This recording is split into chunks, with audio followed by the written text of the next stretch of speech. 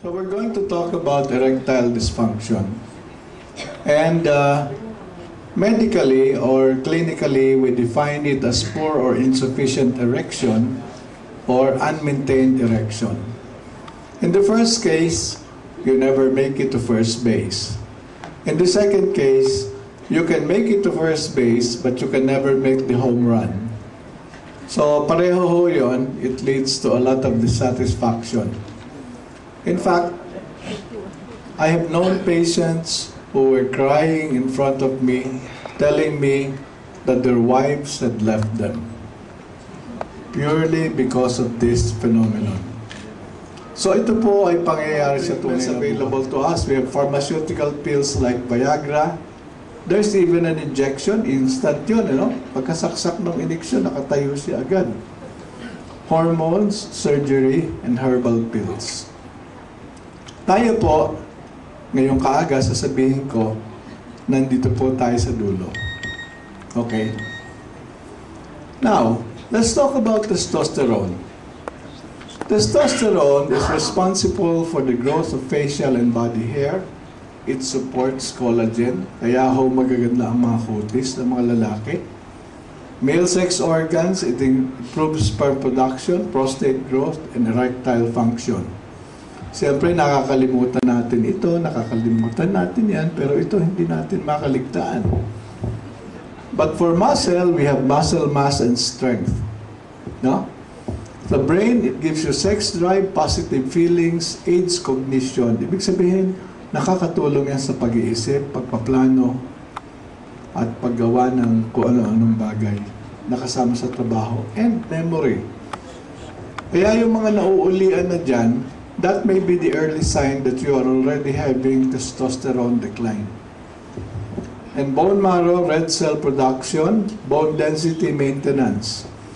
Yun kung mababa na ang testosterone, magdali ho magkaroon. Ang drawing na ito, ang pinapakita dito ay ang relasyon ng ating utak sa ating itlog. To be precise. So, ayan yung testis, no? Yung itlog. Ha? Galing sa utak natin, meron tayong mga hormones na ibinababa na nagsasabi dun sa testicles natin, una, maglabas ka ng testosterone. Ikalawa, padamihin mo ang iyong similya. Pag lumabas o yung testosterone, tutubo ang buhok ninyo, although makakalbo kayo. Okay? Ngayon, testosterone nagbibigay ng tinatawag na negative feedback.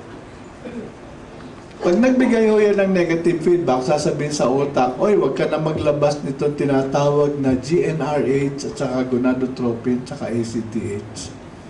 Kasi sobra na ang ating testosterone or androgen. Pareho lang ho yung testosterone, androgen, magkaibang pangalan. Ano ibig sabihin ito? Pwede ho ang mababa ang testosterone ay uminom ng testosterone pills. Galing yan sa mga malalaking drug company na galing sa Europa, sa Amerika, sa Japan.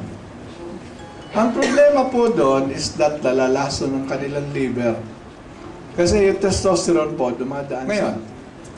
Pag ikaw naman ay nag-injection ng testosterone, dadami ang iyong testosterone sa katawan, at yan ay magbibigay ng negative feedback sa iyong utak, at sasabihin ng utak, oy, testicles, huwag ka nang gumawa ng kahit anong hormone, masyado ng marami rito. And the side effect of that is, the testicles will shrink to the size. Now, when you go natural, yan ang kagandahan. Natural does not have this kind of effect. It doesn't have this kind of feedback. Natural can also stimulate this para bigay siya ng signal, oy, gawa ka ng gawa ng testosterone. Yan ang nagagawa ng natural na hindi nagagawa ng gamot. No? So that means na it tells your body, oy, gumawa ka ng ganito, kailangan mo ito. In other words, you are setting back the clock.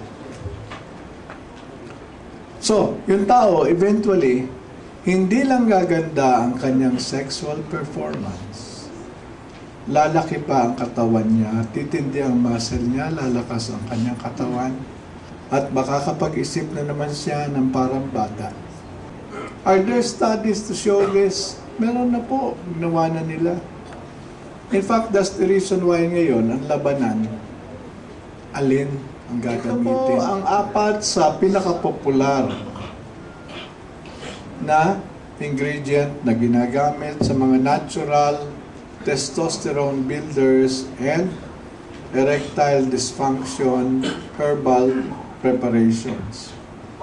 Ito po yung maca na galing sa Peru, tongkat ali galing sa Malaysia, horny goatweed na galing sa China, at tribulus na galing sa Europe, sa China, at kung saan saan. Anong ginawa natin? Mamimili ba tayo? Wag na, isama na lang natin lahat sila. So lahat po yan nandun sa ating performance. Hindi na kailangan mamili, nandun na po lahat. No? Anong mararamdaman nyo pag uminom kayo ng Performax? Kung kayo napaka-sensitive na tao, pag unang araw pa lang ng inom ninyo, mainit na katawan ninyo. Kung hindi, maghintay kayo ng mga 3 araw.